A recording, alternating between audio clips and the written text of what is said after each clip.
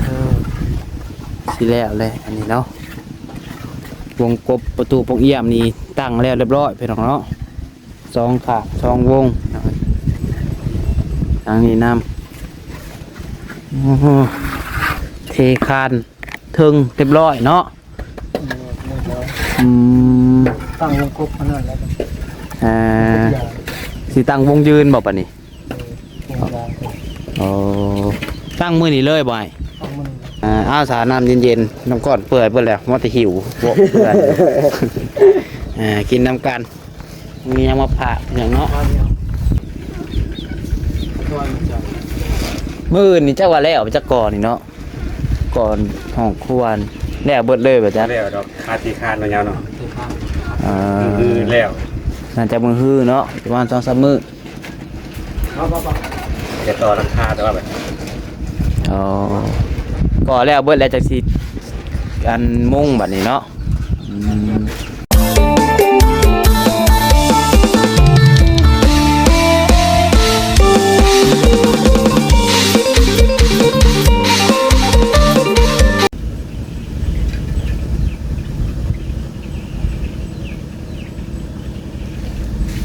กราบทักทายสบายดีสวัสดีพ่อแม่พี่น้องสบายดีป้าลุงและกับ FC กันเบิดสุขสุคนเบิดสุหม่องสุบอนว่าสิวฝั่งลาวฝั่งไทยหรือว่าอยู่ทางต่างประเทศเนาะกันยินดีต้อนรับเข้าสู่ช่อง YouTube น้องพัดไซชาแนลอีกแล้วโดยมาพบมาพอกันกับน้องพัดไซพี่น้องเนาะอยู่ที่บ้านที่เรือนของลุงอาจแบบพี่น้องเนาะรอบแรงๆพี่น้องเลย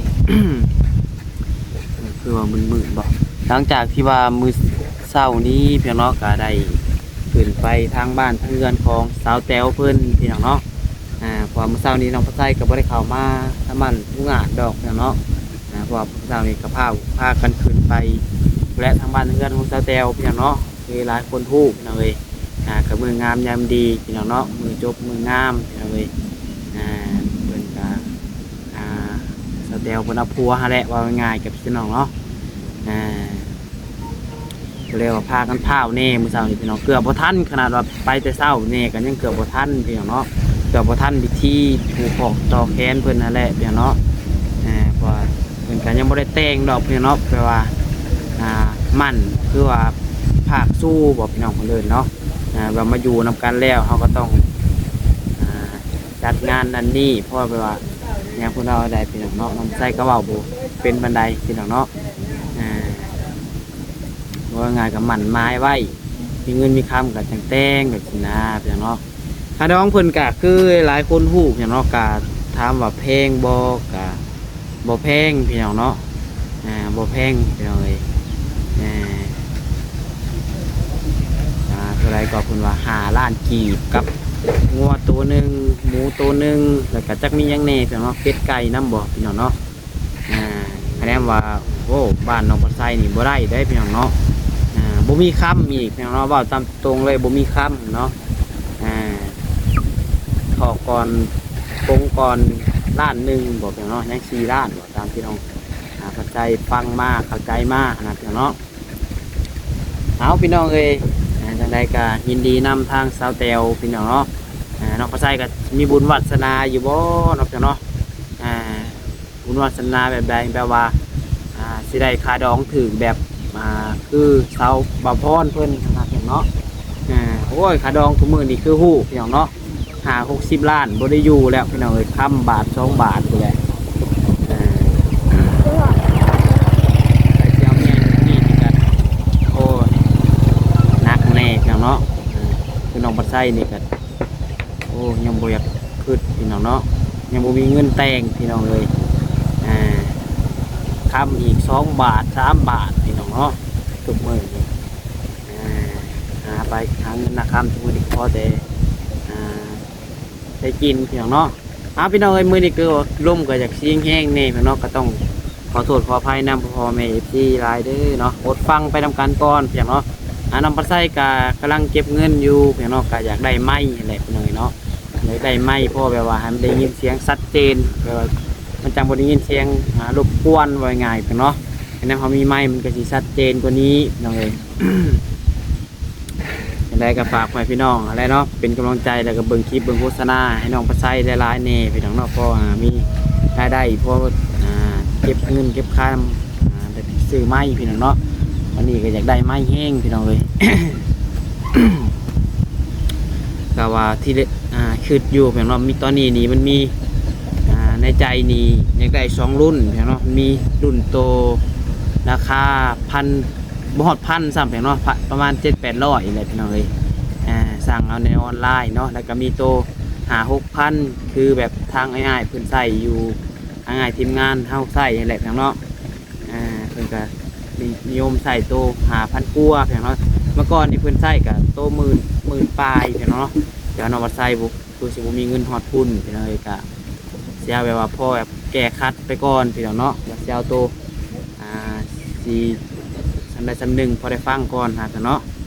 พี่น้องว่าลายน้ำก้อนเปื่อยไปแล้วไปเบิ่งทางสร้างเพิ่นเฮ็ดทอดใจแล้วน้องพี่น้องว้าวจนในที่ยาวพี่น้องเนาะไปพี่น้องเนาะซื้อน้ำก้อนกับเป๊ปซี่มาฝากทางทีมงานสร้างยาวเพิ่นพี่น้องเนาะส่วนนี้ก็บ่ได้คอยเข้ามาดุเพิ่นได้พี่น้องเนาะโธ่พี่น้องมาบัดนี้ก็สิแล้วแหละอันนี้เนาะปอโธ่กายเฮาก็สิเบิดเลยเนาะเบิ่งแมวสงสาร ยังคือมาเทอยู่พี่บาทนี้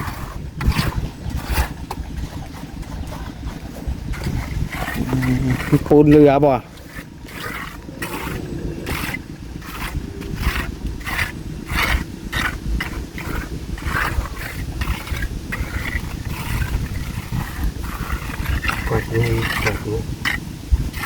กดมือแจง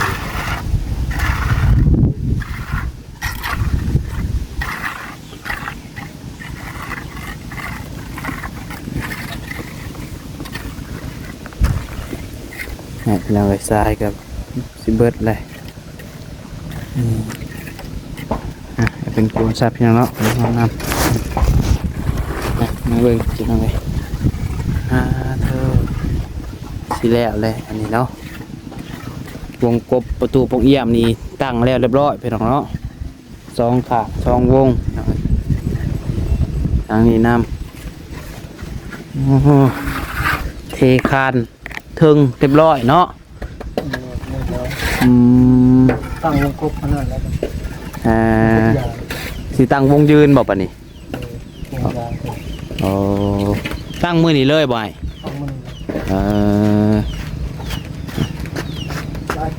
ไปดีเด้อโดยผู้คนดีสบายดีโดย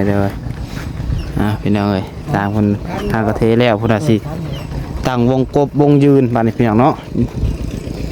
ตั้งทางหน้าประตูทางเข้านี่แหละพี่น้องเอ้ยสิแล้วเลยเนาะก่อเนาะยังเหลือพาร์ทเดียวพี่น้องเอ้ยพาร์ทนี้แล้วก็ถือว่าสำเร็จพี่น้องเนาะสบายดีได้สร้างเขาเด้อฮ้อนอยู่วะฮ้อนอยู่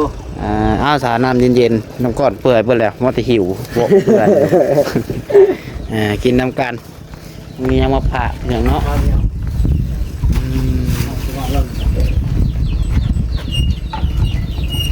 พวกปูนยังลายสอบเติบเนาะปูนเขียวอันนี้อีกสอบ2 สอบก็แล้วนี่ก่อนี่เนาะแต่ยังสาบอีกแบบนี้เนาะสาบทางน้ำ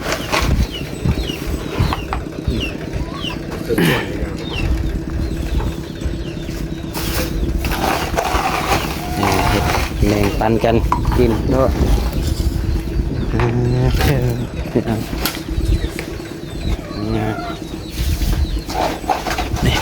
ประตูก็ประกอบเรียบร้อยเนาะพร้อมแล้วไปเลยพร้อมมันพร้อมตั้งยังบ่พร้อมใช้งานหรอวะก็เรียบร้อย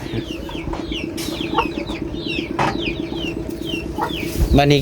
ตั้งเลยบ่จังก่อตั้งก่อนเนาะ น้ำเย็นๆน้ำเย็น โอ้เอามาให้ลุงอาแล้วเย็นนี่คือว่าจะแซ่บแน่เราอ่ะ ๆแซ่บบ่ เอาเด้อ ทางย่างนี่ก็คือ ไอ้หญิงก็คือเบิดแล้วเนาะกินมีเหี่ยมีแห้งกลุยตอกเนี่ยเนาะ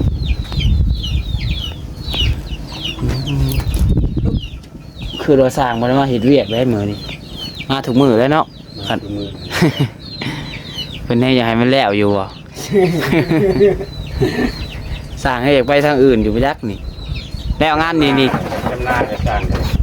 เอาเห็ดหน้าสบสร้าง นะจบ หน้าเจ้า ยันว่าพาวแล้วงานนี่แต่ไปต่องานใหม่ มีอยู่บ่งาน นี่ อืม เราก็มาถามมีแต่เช้าดิของเพลงนี่แล้วเราบ่เรา อืม ว่าอย่าเผาเล่นแล้วปะเท่าไว้วะ อืม ไอ้ข้อกระปุกจะพูดอยู่พอแล้วอ่ะ ในโรงงานมีคนมาหาอยู่บ่มื้อนี้ มีเบานิวคนเดียว เพิ่นเข้ามาแต่รถเลย แต่ก่อนเที่ยง ก่อนเที่ยง โดย อืมมาใช้มาแต่บ้านสักแถวแล้วก็ออกมาพี่เลยนะเนาะน้องมาใส่พดมาพร้อมกันนั่นแหละพี่น้องเอ้ยแต่ว่าเมื่อเปิดน้ำไว้พี่น้องเอ้ยเนาะน้ำประปามันมาเป็นช่วงเที่ยง เปิดไว้ยังบ่ได้เหมาะเลยเด้เปิดแต่เที่ยงพุ่นเจ้าว่าล้นน่ะบ่จักคือว่าบ่มาซะบ่จัก น้ำประปาก็จะเป็นไรเนาะคาดคืน แม่นมันมาเป็นช่วงเด้มาแต่ตอนเช้า แต่ประมาณ7 โมงฮอด8 โมงครึ่งเดี๋ยวก็เบิดแล้ว มอตอนเข้าที่แรกอ่ะคือเลยนะ สัตว์จุโกกติ จวกมาป้า บ่ได้ขาดจักมือ ขาดเลย พอมาฮอดเดือน2 เดือนแล้วก็เริ่มแล้วบาดนี้ ซ้ำแบบเดียวกับต้นยังเหลือน้ำมันอะไร แม่น ต้นไหนกับตะบิดกับป้าต้นมา สัตว์แห้งอีหลีได้แต่ว่าเดี๋ยวนี้นี่โอ้ยเปิดแห้งอยู่บะเปิดตอนทำบิดน่ะแล้วก็ค่อยๆอาบน้ำเกือบบ่แล้ว ใช้ข้อว่าเซโนบ่อึดน้ บืดน้ำและคะแนนมันเจาะเนาะน้ำเจาะเขาเปิดตอนไหนก็ได้อะนะน้ำประปาอะไรเพิ่นเปิดเป็นช่วงเดียวนี่ฮะ เอามาหั่นกับไป ตอนเช้าตอนเที่ยงแล้วก็ตอนแรง ยอกระทังเลยเหินพี่น้องอะไรนี่หั่น แต่6 โมงเขาไปแล้วเขาไปแล้วเขาแล้วเขาจมกระทังชีอ้อเบิดแล้วกระทังอะไรโอ้ยมันมีแห้งเนาะเอาก็ไปเขาให้นายตายเสียแล้วอันนั้นก็น้องกัน เลย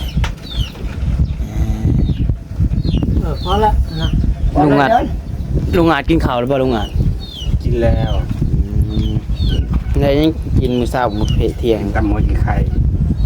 กินข้าวกับตำบนสิงไข่มีคงกินบ่ มีแนวกิน เอาสร้างได้สร้างมากินอยู่เพื่อนบ่ สร้างคนมากินเพิ่น อืม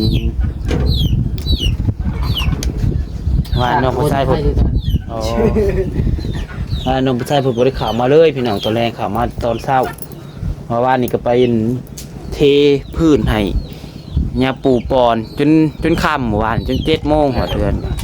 แล้วบัดนี้ไป2 มื้อวัดปูปอนวัดดงเห็นผม เอาวัดโอเค แม่นเกจิเด้โอ้เพิ่นอยู่บ่ปูปอนยังก็ซื้อเพิ่นลืมเลยเพิ่นเสียชีวิตแล้วเพิ่นน่ะคือว่ามีชื่อเสียงโอ้ระดับต้นๆเพิ่นได้ในประเทศลาวหั่นนี่เพิ่นน่ะก็อายุเพิ่นเท่าไหร่103กว่า106 ปีนี่แหละเพิ่นเสียแล้วไปเฮ็ดเทตีนธาตุเพิ่นให้เพิ่นหั่นนะมันงาม ที่ฐาน ฐานบอกเพิ่นเอิ้นฐานคือว่าธาตุบ้านเฮาเนาะ ฐานธาตุ ธาตุว่าบอลไว้กระดูกไว้หยังหั่นแหละพี่น้องเอ้ยไปเฮ็ดเอาบุญ บุญนี่บ่มีไฟปั้นแจงแล้วเพิ่นว่าเนาะมันบ่แหกแดงได้คือไว้ผ่ากลาง แม่นไผอยากเฮ็ดไผเฮ็ดหลายก็ได้หลายบุญเนาะไผเฮ็ดน้อยก็ได้น้อย ไปก่อไปเฮ็ดก็ได้ แม่น เฮ็ดก็บ่ได้ คนเฮาเนี่ยนะบ่หา แบ่งกันบ่ได้เฮ็ดแบ่งกันบ่ได้ แม่นคือคนเฮาก็ไผดูหาเงินก็มีอยู่มีกินเนาะก็บ่ถึงขั้นว่าทุกข์ยากพี่น้องเอ้ยไผดุก็ ก่อน คะแนนมันขี้ข้านกันนอนอยู่เพื่อนกัน จงเงินหน่อยเดียว ไม่ได้เงินคือเก่าพี่น้องเลย มื้อนี่จักว่าแล้วจักก่อนนี่เนาะก่อนห้องครัวนี่แล้วเบิดเลยบ่จ๊ะ แล้วดอกคาที่คานเนาะยาวเนาะ อ่า คือแล้ว น่าจะมื้อฮื้อเนาะประมาณ 2-3 มื้อ จะต่อราคาแต่ว่าแบบ อ๋อก่อแล้วเบิดแล้วจักสิอันมุ่งบัดนี้เนาะอืม จากหลายเดือน ลบไปซังให้ได้ใส่ลบเนี่ยตัวเก่าบ่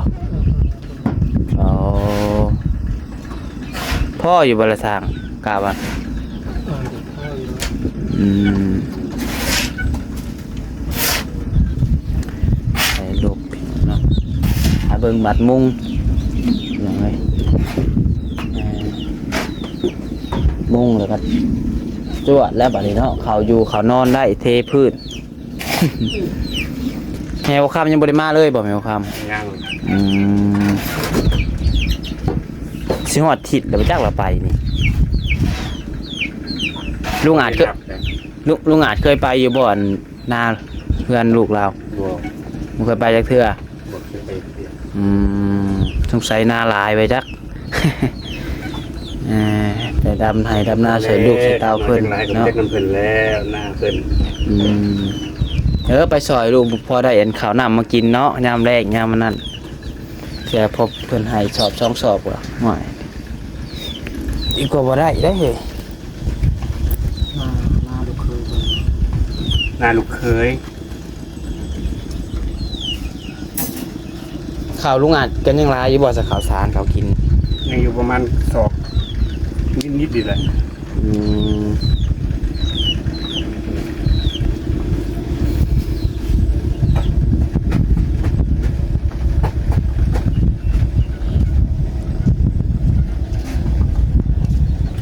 ยังก็ลอยล้อลงไปแล้วว่าใส่เอ้ย ฮะ ยังก็ลอยล้อลงไปเลย ทำได้เลยรอ ว่าจะถามว่าเข่าอันแล้ว อืม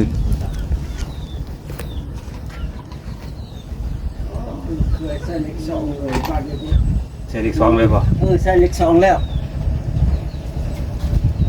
ไปด่าป่ะ ลูกเคยล่าแล้ว มักน้อยมึงจอบหยังเดี๋ยวดิ เราบ่เท่าหายโอ้ยกันก็บ่ได้หัวแล้ว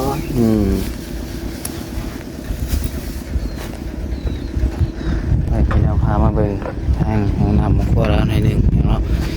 ใส่เลยบ่ลุงอาจห้องน้ ใช่แล้ว ำเรียบร้อยเนาะเปิดสดเรียบร้อย แกถ่ายเบาทีได้ อ๋อคือได้ว่าขอโทษน้ำเพียงคือได้ว่าเข่าแต่นั้นเรียบร้อยนี่ได้ข่าวไปเบ้าไว้ซื้อ เลย และเอาทั้งไงและข่าวไปไว้ใส่เนาะโยมตักไปใส่ตักน้ำไปใส่ ข่าวอาบอยู่ไหนบาดนี้มันจะมีคนเห็นฮะ อาบอยู่นอกของเก่าแท้ เห็นเนาะมีห้องน้ำแต่ข่าวอาบอยู่ไหนเพื่อแล้วเนาะ ขั้นตักน้ำบ่ขั้นหิวน้ำ แม่ ไม่ได้ไว้เวลาฉุกเฉินเนาะ ด้วย เพราะเรายุบอย่างมันบ่มีท่อน้ำบ่มีใดบ่มีไฟหิวเข้าไปอาบก็ได้เอ๊ะเบิ่ง นั้นเราเคยหลายแล้วบ่บัด พี่เนาะถือว่ากอนี่ขางนี้แล้วเนาะขางนั้นแล้วเบิดแล้วเพียงว่าง่ายกันยังเหลือแต่ขางนี้เพิ่นสิตั้งวงยืนตั้งวงประตูทางเข้าเพียงนี้เนาะอึ๊บนี่พี่น้องเนาะกว้างเติบได้พี่น้องบ่ได้หอมๆได้นี่เนาะมันแล้วนี่ก็เอาเตียงมาใส่นี่คือว่าบ่เตียงกับเฮาเทพื้นแล้วเฮานอนได้เลยว่าไงพี่เนาะสร้างมันจะเพิ่นว่าเพิ่นขอแล้วมันจังสิมุ่งพี่น้องเนาะ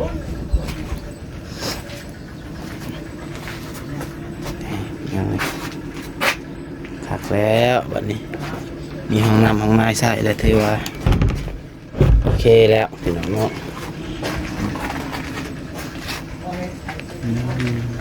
เดินให้เบิ่งข้างนอกกันทางในอะไรเบิ่งทางนอกพี่น้องเนาะอึ๊บอึ๊บ